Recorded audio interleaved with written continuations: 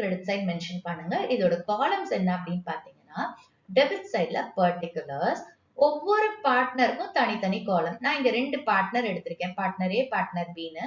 So ஏக்கு தனி காலம், பிக்கு தனி காலம். அதே மாதிரி கிரெடிட் சைட்ல பர்டிகுலர்ஸ், ஏக்கு தனி காலம், பிக்கு தனி காலம்.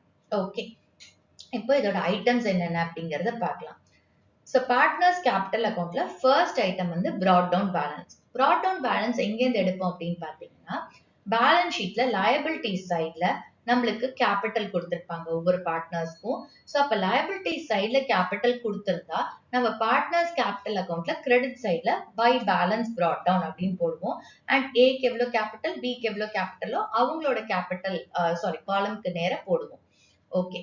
இப்ப சப்போஸ் பேலன்ஸ் ஷீட்ல அசெட் சைட்ல கேபிட்டல் பேலன்ஸ் கொடுத்திருந்தாங்க அப்படின்னா அது பார்ட்னர்ஸ் கேபிட்டல் அக்கவுண்ட்ல டெபிட் சைட்ல வரும்.